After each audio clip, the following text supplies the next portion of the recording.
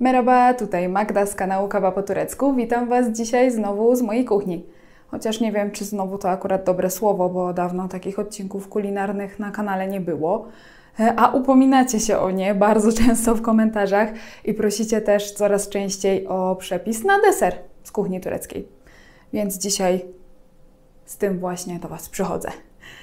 Przygotowuję akurat ciasto czekoladowe na niedzielę, więc stwierdziłam, że przy okazji Wam pokażę, jak się je przygotowuje, bo jest bardzo smaczne, bardzo szybkie i łatwe w przygotowaniu.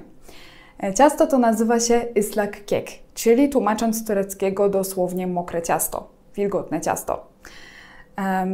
Ale nie dlatego, że ono jest pieczone w taki sposób, żeby pozostało wilgotne, tylko później po upieczeniu jest zalewane sosem.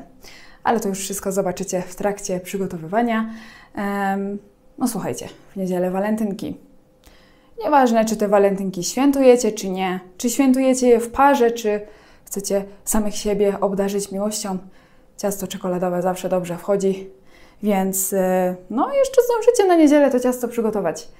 Jeżeli macie na to ochotę, zróbcie to, zróbcie fotki, wrzućcie na Instagram, oznaczcie mnie, ja bardzo chętnie zobaczę, jak to ciasto się Wam udało i czy Wam smakowało. No dobra, to nie przedłużam, już pokazuję Wam, jakie składniki są potrzebne. Do przygotowania ciasta potrzebne nam będzie po jednej szklance mleka, oleju, mąki i cukru, a także 4 jajka, po jednym opakowaniu proszku do pieczenia i cukru wanilinowego, a także 3 łyżki kakao.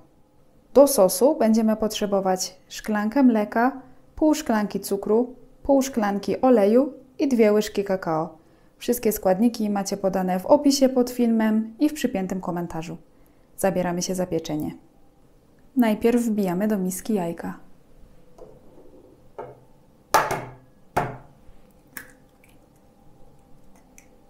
I dodajemy cukier.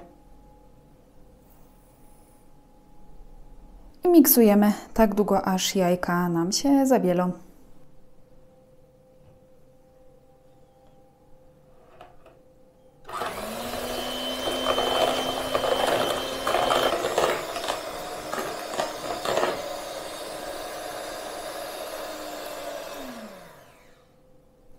Ok, jajka ubite, mają już taki jaśniejszy kolor, więc teraz dodajemy następne mokre składniki.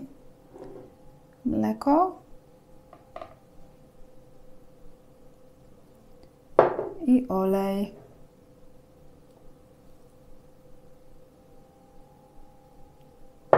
I znowu chwilę miksujemy.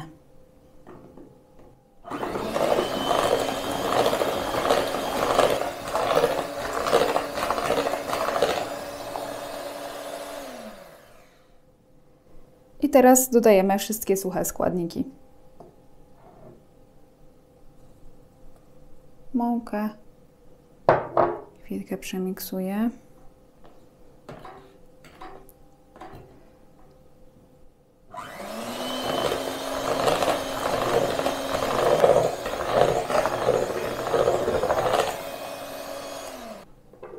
Proszek do pieczenia z cukrem wanilinowym i kakao. I znowu miksujemy, aż wszystko się ładnie wymiesza.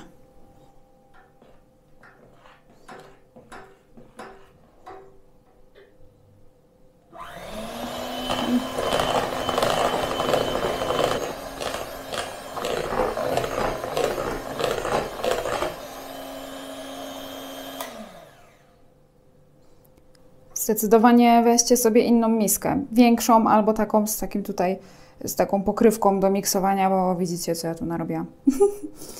Aha, i też nie przejmujcie się tym, że to ciasto jest takie bardzo rzadkie. Absolutnie nie dodawajcie mąki.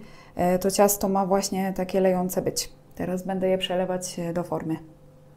Zobaczcie, ja mam taką formę kwadratową, takie naczynie szklane, żaroodporne i w takim naczyniu najlepiej będzie się to ciasto nam piekło i później też nie będzie problemu z nalewaniem tego sosu, z wyciąganiem tego ciasta, więc polecam w takim naczyniu. Może być w innym kształcie, ale żeby było żaroodporne.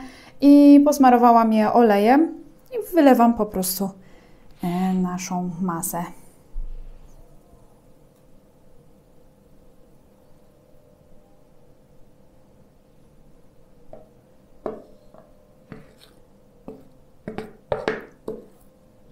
I teraz wstawiamy ciasto do nagrzanego do 180 stopni piekarnika na 40-45 minut. Około 5 minut przed wyjęciem ciasta z piekarnika przygotowujemy sos w takim rondelku. Składniki, które Wam wcześniej pokazałam, do tego rondelka przekładamy.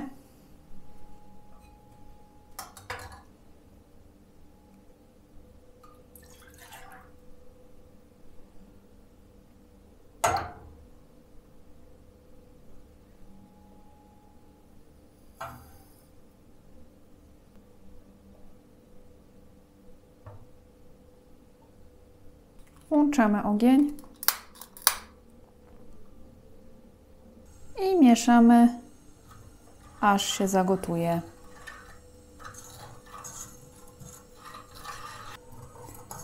Ok, zaczęło się gotować. Składniki się połączyły. Wyłączam. I teraz wyciągamy ciasto z piekarnika. Jeżeli macie trochę więcej zdolności kulinarnych niż ja i porządny piekarnik, to Wasze ciasto prawdopodobnie nie będzie tutaj przypieczone za mocno i będzie też proste, bo u mnie to tu wyrosło bardziej, tu mniej, bo po prostu mam krzywą półkę w piekarniku. Ale tym się nie martwimy, bo i tak to ciasto ma tendencję do tego, że rośnie mocno, a później i tak oklapnie, więc tym się nie przejmujemy, ale dopóki ciasto jeszcze jest gorące, kroimy je i zalewamy gorącym sosem.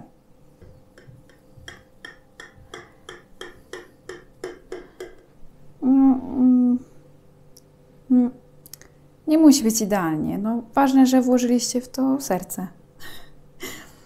A kroimy ciasto po to, żeby jak najwięcej sosu nam się wchłonęło. No i właśnie teraz jeszcze gorące ciasto zalewamy gorącym sosem.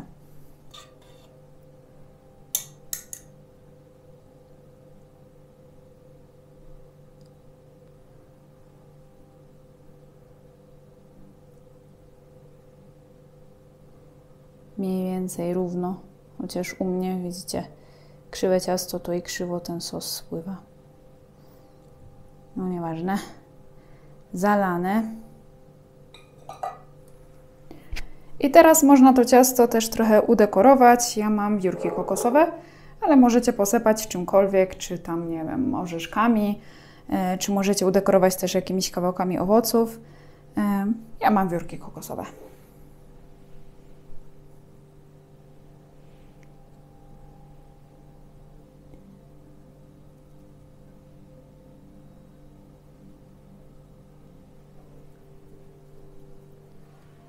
I tak się właśnie prezentuje nasze ciasto. No i jak je zalaliśmy sosem i posypaliśmy tymi wiórkami, to nawet nie widać, że krzywo.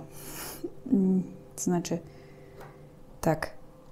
Okej, nieważne. Czekamy teraz, aż ciasto trochę przestygnie i wsiąknie cały ten sos. Wsiąknie? Wchłonie. I wchłonie cały ten sos. I wtedy będziemy próbować, jak smakuje. Ciasto wchłonęło cały sos, w miarę ładnie wychodzi. Jak macie taką, jak się to nazywa, taką szpatułkę do wyciągania ciasta, to będzie łatwiej niż łyżką. No ale zobaczcie, jak ono wygląda w środku. Ładne jest, wilgotne, mokre od sosu. No to testujemy.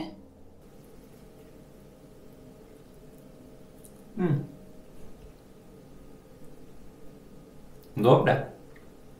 Nie lubię, jak jest mokre, więc... No wiecie, nie? No to jeszcze ja próbuję, żeby nie było.